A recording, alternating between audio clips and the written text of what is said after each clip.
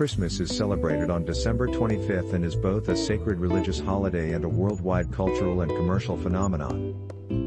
For 2 millennia, people around the world have been observing it with traditions and practices that are both religious and secular in nature. Christians celebrate Christmas Day as the anniversary of the birth of Jesus of Nazareth, a spiritual leader whose teachings form the basis of their religion. Popular customs include exchanging gifts, decorating Christmas trees, attending church, sharing meals with family and friends and, of course, waiting for Santa Claus to arrive.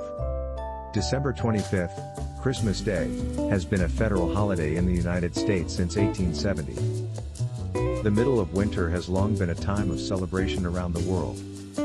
Centuries before the arrival of the man called Jesus, early Europeans celebrated light and birth in the darkest days of winter. Many peoples rejoiced during the winter solstice, when the worst of the winter was behind them and they could look forward to longer days and extended hours of sunlight. In Scandinavia, the Norse celebrated Yule from December 21st, the winter solstice, through January. In recognition of the return of the sun, fathers and sons would bring home large logs, which they would set on fire. The people would feast until the log burned out, which could take as many as 12 days.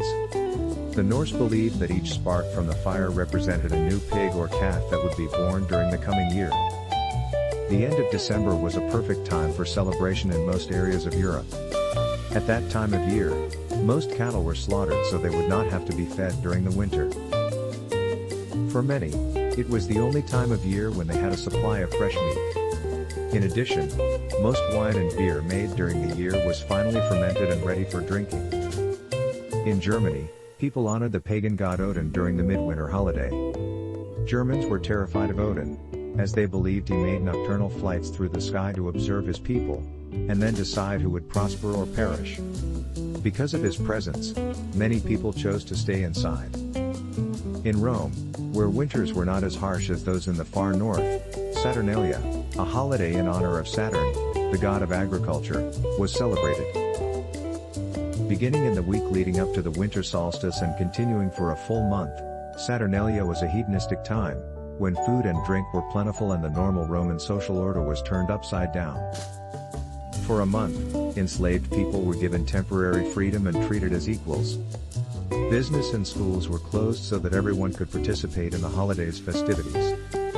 Also around the time of the winter solstice, Romans observed Juvenalia, a feast honoring the children of Rome.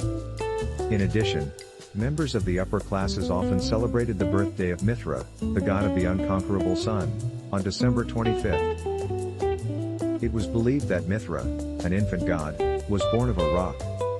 For some Romans, Mithra's birthday was the most sacred day of the year. In the early years of Christianity, Easter was the main holiday.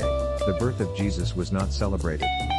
In the 4th century, church officials decided to institute the birth of Jesus as a holiday. Unfortunately, the Bible does not mention date for his birth. Although some evidence suggests that his birth may have occurred in the spring, Pope Julius I chose December 25th. It is commonly believed that the Church chose this date in an effort to adopt and absorb the traditions of the pagan Saturnalia festival.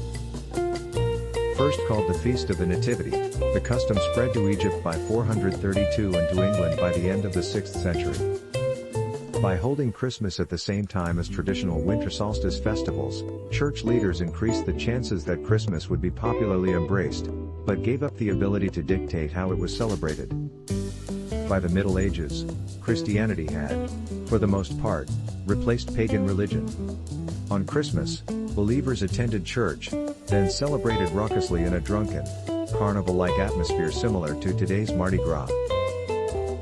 Each year, a beggar or student would be crowned the Lord of Misrule and eager celebrants played the part of his subjects.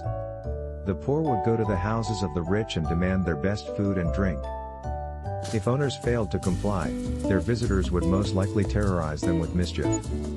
Christmas became the time of year when the upper classes could repay their real or imagined debt to society by entertaining less fortunate citizens.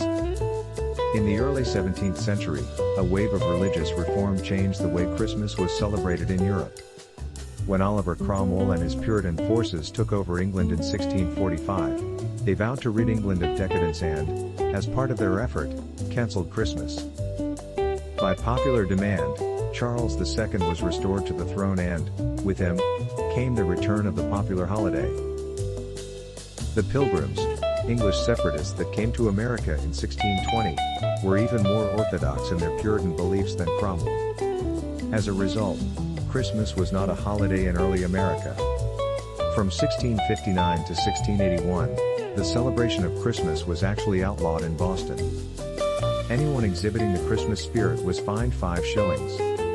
By contrast, in the Jamestown settlement, Captain John Smith reported that Christmas was enjoyed by all and passed without incident. After the American Revolution, English customs fell out of favor, including Christmas.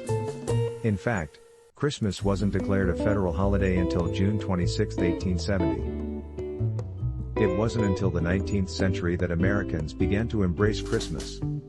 Americans reinvented Christmas, and changed it from a raucous carnival holiday into a family-centered day of peace and nostalgia. The early 19th century was a period of class conflict and turmoil. During this time, unemployment was high and gang rioting by the disenchanted classes often occurred during the Christmas season. In 1828, the New York City Council instituted the city's first police force in response to a Christmas riot. This catalyzed certain members of the upper classes to begin to change the way Christmas was celebrated in America. In 1819, best-selling author Washington Irving wrote the sketchbook of Geoffrey Crayon, a series of stories about the celebration of Christmas in an English manor house. The sketches feature a squire who invited the peasants into his home for the holiday. In contrast to the problems faced in American society, the two groups mingled effortlessly. In Irving's mind, Christmas should be a peaceful, warm-hearted holiday bringing groups together across lines of wealth or social status. Irving's fictitious celebrants enjoyed ancient customs, including the crowning of a lord of misrule. Irving's book, however, was not based on any holiday celebration he had attended.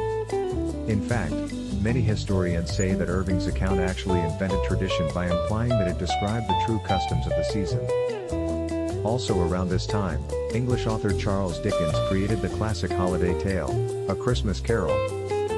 The story's message, the importance of charity and goodwill towards all humankind, struck a powerful chord in the United States and England and showed members of Victorian society the benefits of celebrating the holiday.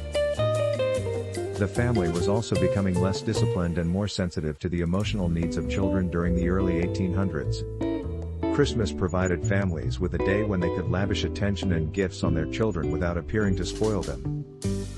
As Americans began to embrace Christmas as a perfect family holiday, old customs were unearthed. People looked toward recent immigrants in Catholic and Episcopalian churches to see how the day should be celebrated. In the next 100 years, Americans built a Christmas tradition all their own that included pieces of many other customs, including decorating trees, sending holiday cards and gift-giving.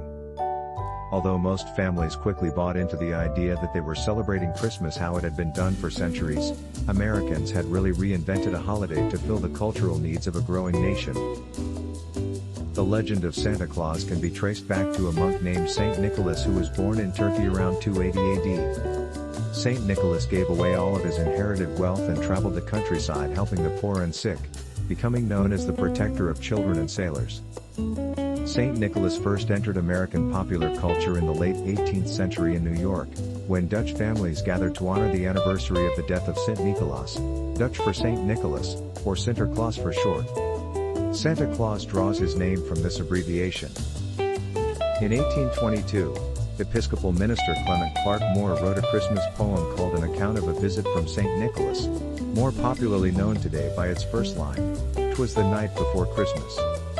The poem depicted Santa Claus as a jolly man who flies from home to home on a sled driven by reindeer to deliver toys.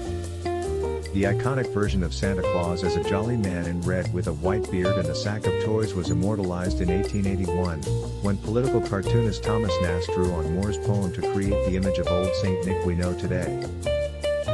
And at the end, I will talk about a few Christmas facts. Each year, 25 to 30 million real Christmas trees are sold in the United States alone. There are about 15,000 Christmas tree farms in the United States, and trees usually grow for between 4 and 15 years before they are sold. In the Middle Ages, Christmas celebrations were rowdy and raucous, a lot like today's Mardi Gras parties. When Christmas was cancelled, from 1659 to 1681, the celebration of Christmas was outlawed in Boston, and lawbreakers were fined 5 shillings. Christmas was declared a federal holiday in the United States on June 26, 1870. The first eggnog made in the United States was consumed in Captain John Smith's 1607 Jamestown settlement. Poinsettia plants are named after Joel R. Poinsett, an American minister to Mexico, who brought the red and green plant from Mexico to America in 1828. The Salvation Army has been sending Santa Claus-clad donation collectors into the streets since the 1890s. Rudolph, the most famous reindeer of all, was the product of Robert L. May's imagination in 1939. The copywriter wrote a poem about the reindeer to help lure customers into the Montgomery Ward department store. Construction workers started the Rockefeller Center Christmas tree tradition in 1931. If you like and appreciate such videos, please don't hesitate to subscribe. Thank you and Merry Christmas.